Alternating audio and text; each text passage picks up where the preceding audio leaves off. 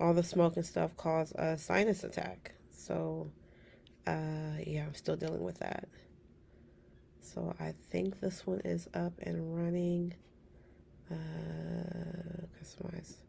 Oh, I don't want to customize things after I've gone live. Doesn't make any sense. Cross post. I don't know when I will cross post. Yeah, I don't know what any of that means. Okay. It is what it is. Let's see here. Let me just make sure that everything is on this one. And then we will get started. I want to talk today about business formations and some questions that's come across actually lately that people have been bringing to my attention. So I kind of just want to give you guys a little heads up on some tips and tricks dealing with business formation, just so you'll know. Let's see here.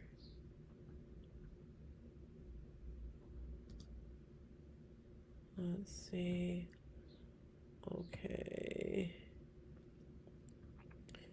Perfect. And then, all right, so we're gonna get started here. First things first, business formations. So business formations is number one, for those who don't know, is the actual process of I'll put one in front of the other so it won't look like I'm looking in two different places. Okay. Instagram, Facebook. There we go. Okay. Business formations is the process of actually formally registering your business with your Secretary of State for the state of which you're doing business in. So with that, I've gotten a lot of questions, first and foremost, about how exactly do you do business formations? Do I really need to register my business with the state? Like, exactly how does that go? So first and foremost, not everyone needs an LLC. So everybody's having this big push, especially during the pandemic, like getting LLC. I have a business now, so I can get this government money, et cetera, et cetera. You actually didn't need all the government money to get an LLC. You actually did not need an LLC to get all the government money. You just needed an actual business. So let's start there. But I'm not going to go into that and how some of these people is getting $50,000, $60,000 on these businesses that we've never heard of that they supposedly had. That's something different. But to talk about that, so not everyone needs an LLC, and here's what I mean by that. So for example, if you are an online boutique and you are selling clothes out of your, let's just say, out of your trunk, or maybe online, you don't really need an LLC for that. Okay. The tax differences between an LLC and a DBA, there's no difference. So there's really the only difference between a DBA and an LLC is the legal protections of it all. But you have to also look at it from a budget and money perspective. Like, how much trouble will you get into selling clothes? Like, well, is somebody going to sue you because you sent them the wrong size shirt? Is somebody going to sue you because you sent them a yellow shirt instead of a blue shirt? Like, how much trouble? You got to think about the legal ramifications. Like, how much trouble do you expect, or could you expect to get into if you were selling clothes for an online boutique? Now, if you're doing a business that can pose a type of risk, like food poisoning, allergies, financial burdens, so something like bookkeeping, taxes, credit repair, some type of baker, some type of caterer, bartender, something of that nature, event planner, party supplies, those are things that you do want to get an LLC for. Because again, you have to think of the legal ramifications should something go wrong. If you are an event planner, the legal ramifications of that is if you mess up the event, you don't show up, you cancel at the last minute, the person has to find someone else, they can sue you for that because you're messing up their event. The same as if you are a baker or a caterer and you serve someone a dessert or food and they're actually allergic maybe to something in your food or something, or they find some hair, they find a piece of plastic, whatever the case is, they can sue you for that, right? If you are a bookkeeper or a tax preparer and you mess up the person's books and finances, they can sue you for that. If you are a credit repair person and you don't know what you're doing, all these credit repair people that are coming up out of the woodworks these days, they can sue you for that. So those are the type of businesses that you actually do need an LLC for. So if it can cause some type of harm to a person, their well-being or their financials or their health, I strongly suggest that you actually have an LLC for those matters. Okay. Now for those that, it's more of a hobby that you kind of want to legalize with your name on it, I say stick with the DBA, especially like for the state of California, is cheaper. So with that, sorry, I'm getting messages. Hi, Cousin Ebony. I'll get back to you. Uh, with that, for California alone, after you've actually got your format your business and the price for that, there's actually an $800 fee a year just to maintain and have a business in the state of California with an LLC. So if your business is doing like $1,200 a year because it's more so of a hobby than it is an actual business, I don't recommend having an LLC. You can keep your DBA for that. You have to think like what makes sense. Like, does it financially make sense for me to have an LLC for something that's more so of a hobby that I'm only making about $400 or $500 a year, or excuse me, an extra $60 a month? Does it make sense? Because you got to pay that $800. So are you working this hobby just to pay $800? It's no tax difference because you can write off everything the same from your DBA as having a DBA that you can write off with having an LLC. So why even put yourself in that financial burden if you don't need to? Again, if there are no tough legal ramifications for the business that you do, you don't necessarily need an LLC for it. Unless, for example, you are an online boutique or so, and you're doing big volume. And big volume, I mean, you are doing excuse me, you are doing 5-figure months. You're doing 4-figure months, high 4-figure months. You're doing $5, $6, $7, $8,000 a month in sales. You're doing $25, $30,000 a month in sales. You're having, $80, $70, $90,000 years. Your business is more of a risk at that point because you're actually doing more business than you are selling maybe $300, $400 a month, an extra $2,000 a year or so overall in your business because you're selling clothes online. So those are things you want to think of when you say, do I actually need a DBA or an LLC? And again, the only difference between the two is the fact that one has legal protections and one doesn't. So therefore, saying, for those who don't know, if someone was to sue you, sue your company, and you have a DBA, they actually can sue. If you are found at fault, the judge can look at your financial aspects, your housing, your cars, your bank accounts, etc., your collateral, your assets, to determine what you may have to pay the person. Now, when it comes to your business and an LLC, they only can sue the actual company. So they only can look at the assets, bank accounts, etc., of the actual company, and they won't lump yours in together. However, they can if the judge cannot see a clear line between your business financials and your personal financials. And what I mean by that is when you're commingling your funds, which means you're using your business card to do personal things like go grocery shopping, go to Macy's, go get your hair done, go get some eyelashes, go get some MAC makeup that has nothing to do with anything you have going on over here, going to get some diapers, going to Disneyland, and it's not business related. And then you turn around and use your business card. You say, oh, I'm using my business card, but I'm actually doing staples for my business over here. I'm doing this for my business over there. I mean, my personal. I'm doing staples for my business, my personal card. I'm doing this. I'm doing that. Oh, let me transfer money from here to this account. Let me transfer money back to that account. You can easily commingle your funds, and it easily gets confusing. So if you were to step outside of your business and you cannot see a clear line from where your personal finances are and where your business finances are by just looking at your financials, you may want to take a closer look at that. You want to be able to make that clear, distinct line. And as I tell my clients all the time, even if you have to move money for whatever reason, let's say you're a bartender and you went to go do a liquor run and you left your business card at home and you only had your personal. Okay, so you got to check out unless you want to go all the way home and come back and go get it. I always say never transfer money in between. Don't Zelle money between your accounts. Don't transfer money between your accounts. You want to actually write yourself a check. Write yourself a clear check. And in the memo section, you want to write exactly what that check is for. Like, hey, left card, reimburse liquor run, reimburse staples order, whatever the case is. Because at the end of the day, should you have to go to court like I was talking about, they need to determine which one of your financials and pretty much where it breaks at. You have a clear and distinct line of where one picks up and where one ends. Okay, so just remember that when it comes to your business financials. Another thing with LLCs is everybody want to have one LLC and stick so many things up under it. Have a DBA for this, a DBA for that, and just stick so many things up under it. It doesn't quite work best like that. And again, I say, does it make sense? Look at the legal ramifications of everything. So for example, if you had I have a client who has a health and wellness and beauty business. They all work together. It's health, wellness, and beauty. They all work together. Your health, your wellness, your beauty, your face creams, for ladies, things that I had no earrings on today. I'm sorry, guys. Your face creams, things like that, and etc. That's good. That's fine. Now, if you have a credit repair business and now you want to sell t-shirts, that should not go under the same umbrella. Again, look at the legal ramifications of everything. So if someone was to sue your credit repair business, okay, your credit repair business is doing good, you're making money, etc. Your t-shirt business is booming over here. Like, you're doing really good with your t-shirt business. Now, if someone decides to sue your credit repair company, and again, the courts find you at fault and now you have to pay money, they're going to take those assets and money from your credit repair business and your t-shirt business. Now, does that make sense that this $50,000 business and this $80,000 business is now lumped into a $130,000 asset? This t-shirt business didn't have nothing to do with what happened over here in this credit repair business, but you have everything under one LLC. Does that make sense? If I was to Google the name of your LLC right now, do I clearly have a distinct understanding of what exactly it is that you do? I'm not going to go to your credit repair page and keep scrolling and scrolling and find out more about credit repair.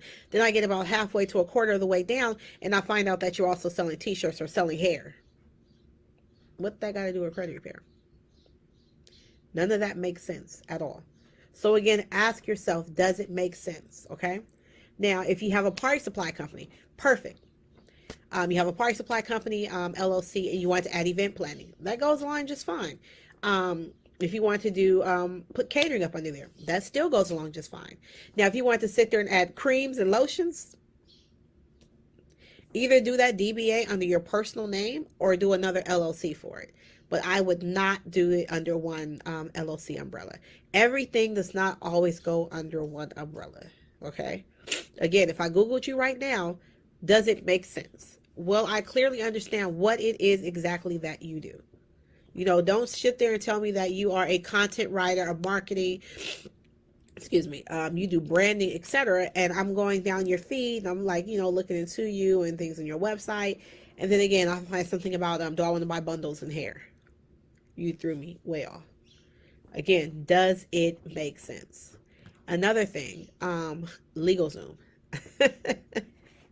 I've actually had a potential client to sit on the phone with me, or video chat actually, and want to go back and forth between what I offer and what LegalZoom offer, and wanted to compare while she was filling out the LegalZoom application.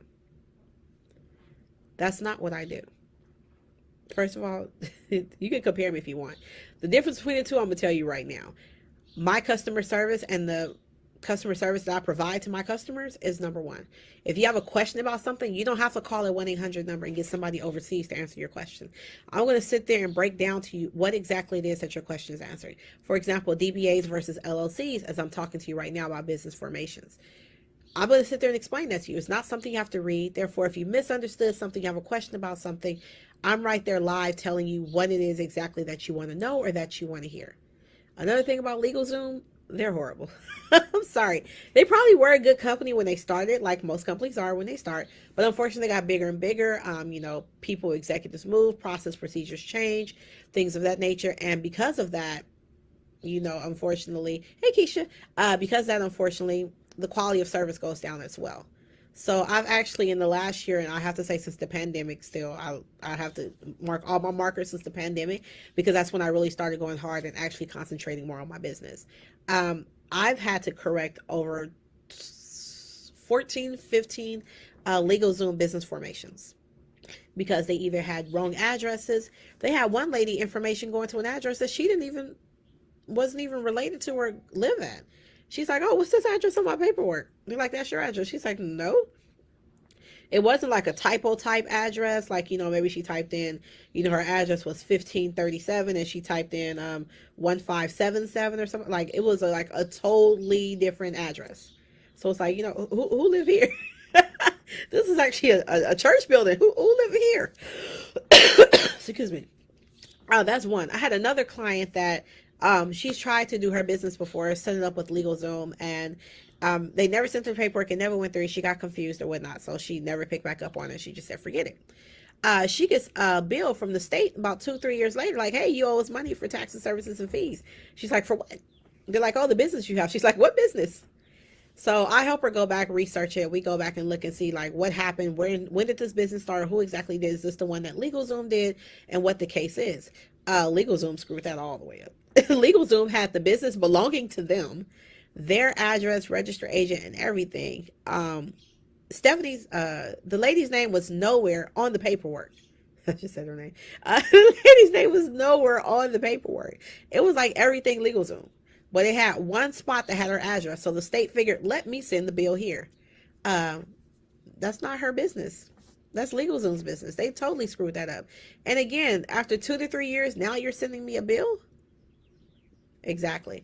I have actually heard a lot of horror stories about LegalZoom and their business formations, even their their trademarking. So I actually do not recommend LegalZoom.